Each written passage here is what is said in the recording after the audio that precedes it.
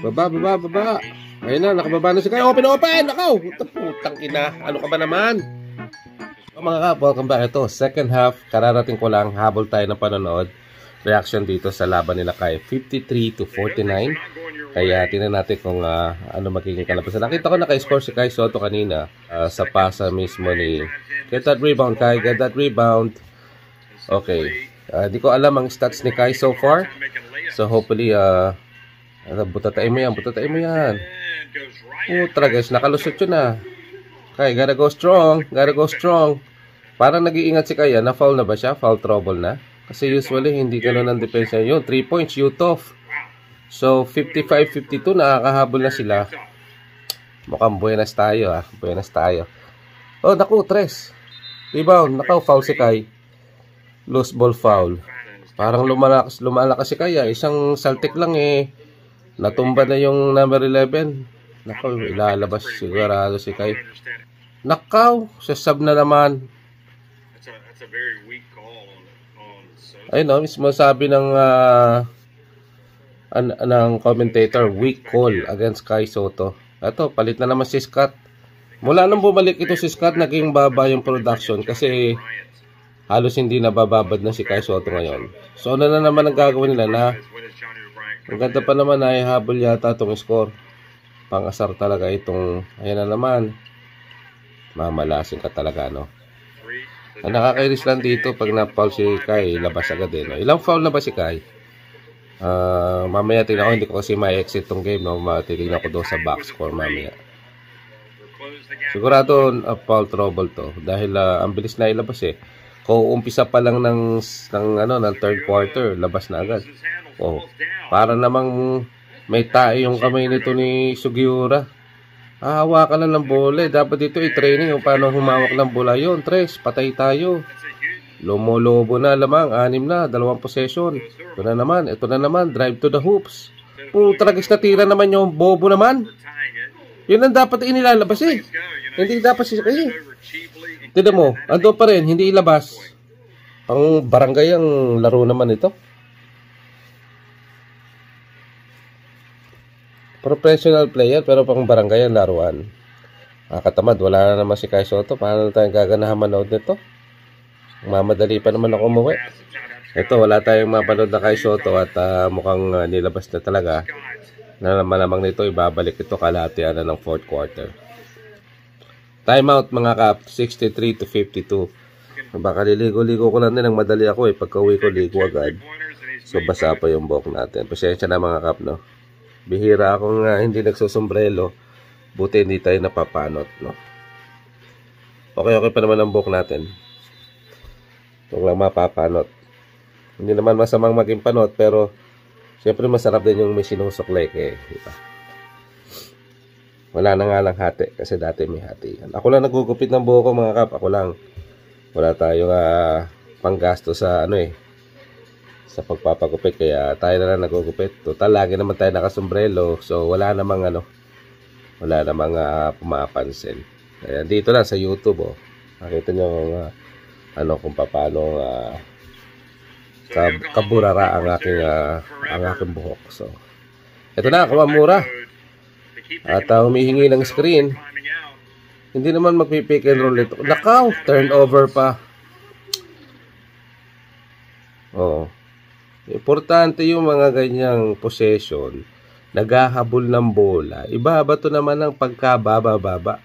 Alam ko maliit itong si Kawamura, pero dapat taasan niya yung bounce pass na yan.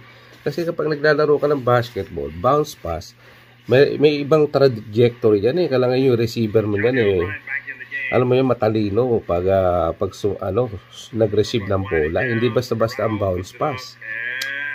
Ayun na naman, offensive rebound. Hindi nga lang pumasok. Napakaswerte nyo. Ito na si Utov, nagbababa ng bola. Ating Kawamura, tumira agad ng 3. Buti pumasok. Mismatch. Popostihan ka niyan. Popost, tulong. Ayun na po, number 17. Drive to the hoops. Patay. Yun, mintis. Transition, dapat mabilis. Hindi yung naghihintayan kayo, naghahabol Masyadong deep inside. Utov, sobrang layo. Pumasok. Ito na. Nakaw, sinawsaw. Patay. Si Yamaguchi na may miesta sa loob. Naku, ano ba namang layup ni Kawamura na yon? Para namang ano. Sobrang may pagkatakot yung layup niya. Hindi pa nagiinit ang kalamnan ni Kai Soto. Nilabas naman. Ayun no, ano ba yon? Hindi naman kailangan mag-layup. Pwede naman mag-fade away lang, di ba? Wala namang defender doon eh. Kung siya nag-ano lang, medyo pumunta ng konti sa dito na sa baseline, no? Jump shot. Okay na yun eh. Total, sharp shooter naman siya. Nakakashoot siya. Patay ito si O'Brien. Lakas. Rebound natin ng bola. Siyempre, Kawamura, no? Humingi ng screen pero mukhang ititira na naman nyo. Pinasa kay Utov. Si Utov ang medyo swerte. Yun. Ang ganda ng ano. Screen na yun, no? Isa pa. 8 seconds na lang. Floater, runner. Nako, wala. Si Kai na ba yun? Ay, hindi. Si Oliver. Naghihintay. Alam ko si Kai dyan na. Wala, 4th quarter na natin makikita si Kai. 4th quarter. Ilang minutes kaya si Kai Soto ngayon? Meron ba siyang 20-25 minutes? Kasi guys, hindi ko napanood yung first half, no? Kaya hindi ko alam kung ilan talaga yung total points ni Kai or yung kanyang total rebound. Pagkasalpak dito, ligo agad, nood ng laban. Eto na. Utov. Ay, Utov pala. Akala ko Utov. Ayun, tumira si Oliver. Nakabanat. Habol pa. It's time for Kaiju. Nasiko, itong si Kai King. Loko yun, higa. Ayun, nadibdiban. 6 man lamang. Naka magiging 8 to. Free throws eh. Medyo alanganin yata ang makapasok pa ito si Kai.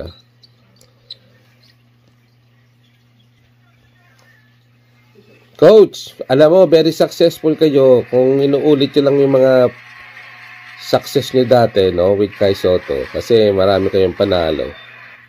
Tsaka napanood ko kahapon, ay yung laban nila, no, may 3 points si Kai Soto, tapos meron siyang isang mid-range.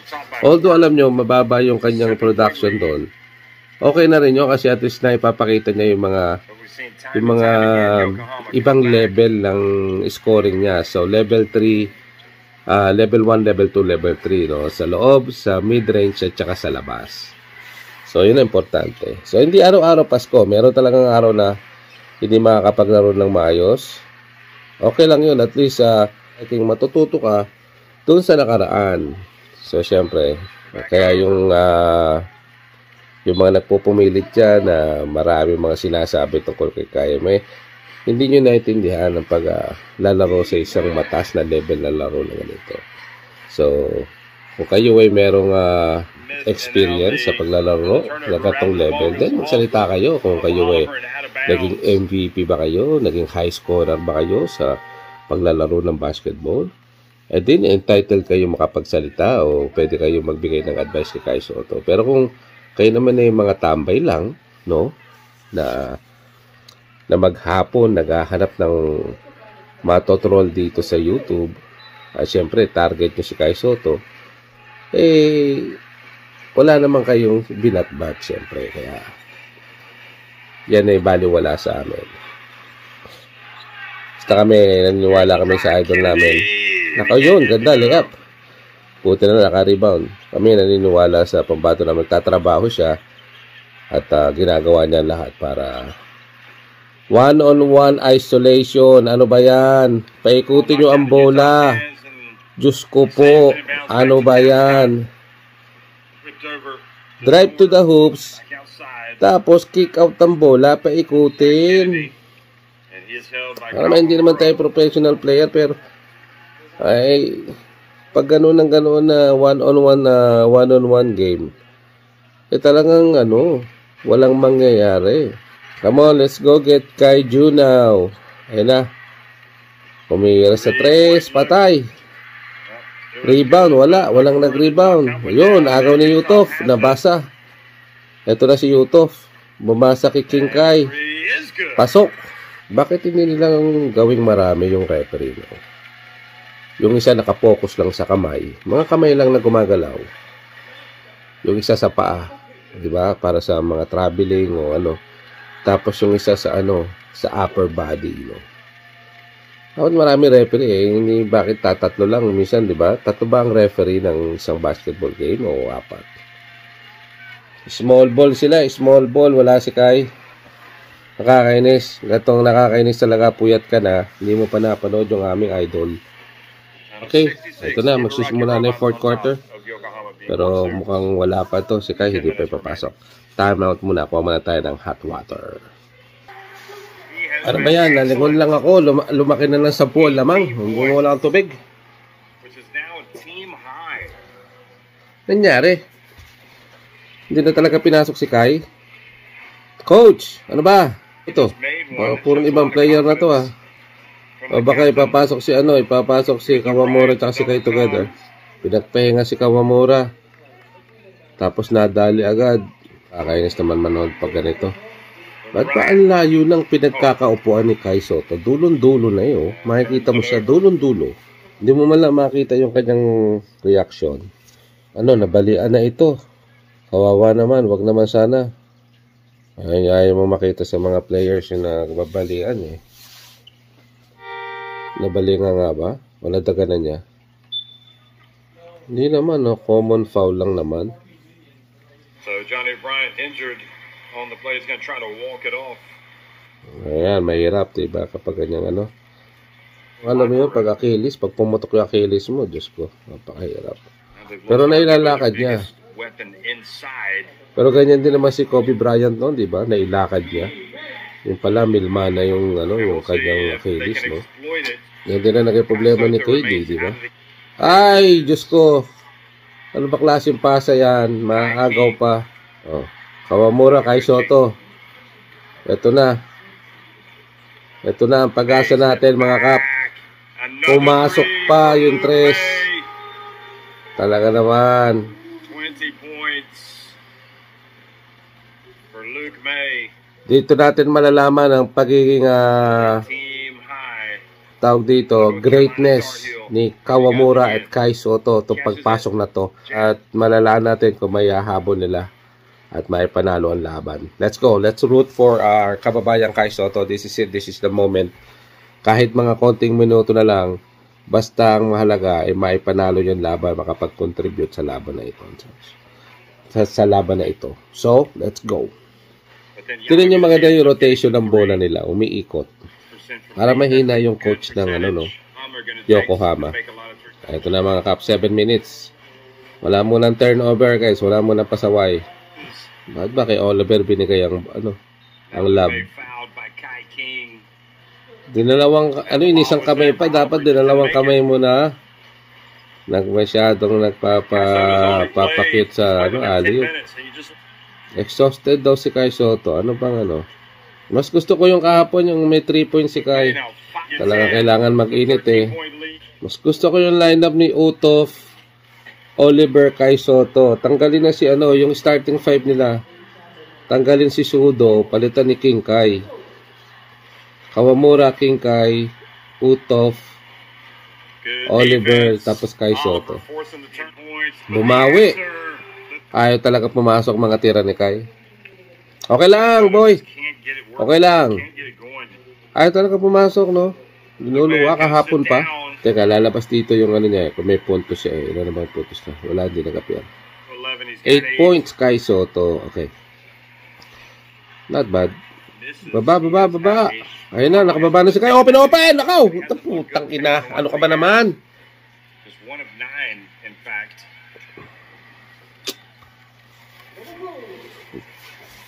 Na mga bulag yata itong mga kasama nila. Ay ako, layo-layo ko. Nakita ko, nandito ko sa bahay ko eh. Kitang-kita ko, open si Kai eh. Hindi naman siya pagkalit-liit para hindi makita. Kaya may ka-stop. Huwag kayong magano. Nakaw. Give him space to work. Nice. Ganyan lang. Go to the line. Put them in foul trouble. ilaglag lang nilang ilaglag sa loob kay Kai Soto. Mapa-foul at mapa-foul itong kanilang mga big man. Mahirapan sila. Puro kasi kay Kawamura ang focus ng ng offense eh. Alam naman nila may malaking may tutulong ni Kai sa offense. Papasok nila kapag ganyang tagilid na laban. Mabigat din yung May. Ilang 3 points yung pinakawalan nito. Kaya mahirapan tayo habulin kapag ganyang humuhulog yung kanyang tres.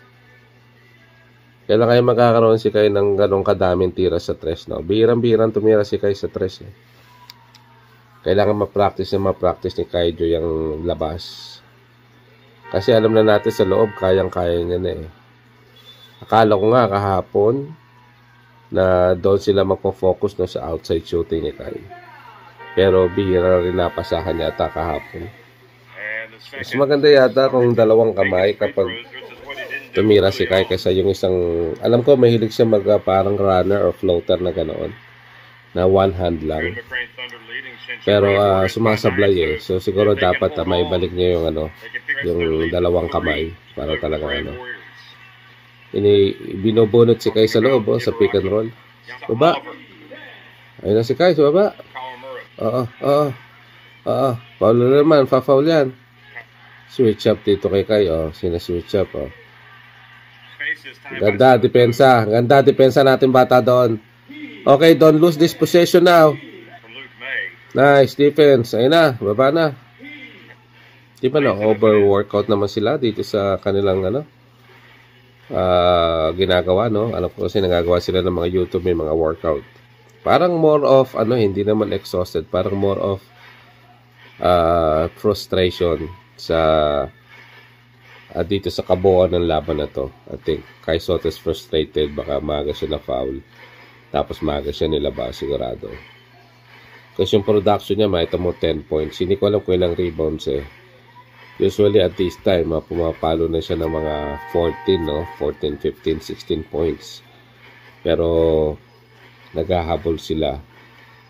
I'm pretty sure na out-rebounded din sila sa laban na to. Pero yung paulan ng tres ng Baraki, no? Masyadong mataas. Okay, nilabas na si Kai. Is it? Parang hindi ko nakita. Puro guardia na ito. Ay, na.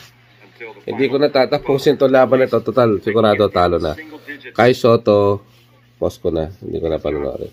Post ko na at I'm not sure makakabalik pa si Kai sa laro na to. I think with 10 points, hindi ko alam kung ilang rebound. I think it's more of sign of frustration dito kay Kai Soto instead of siya pagod, no? Marami siyang time na hindi pinapasahan, lalo na kapag humihingi siya ng bola.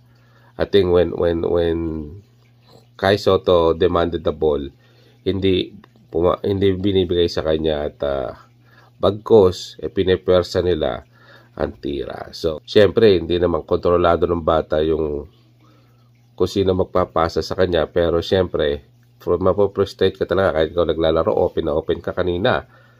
'Di ba? Wala siyang bantay, open na open siya, hindi pinasa.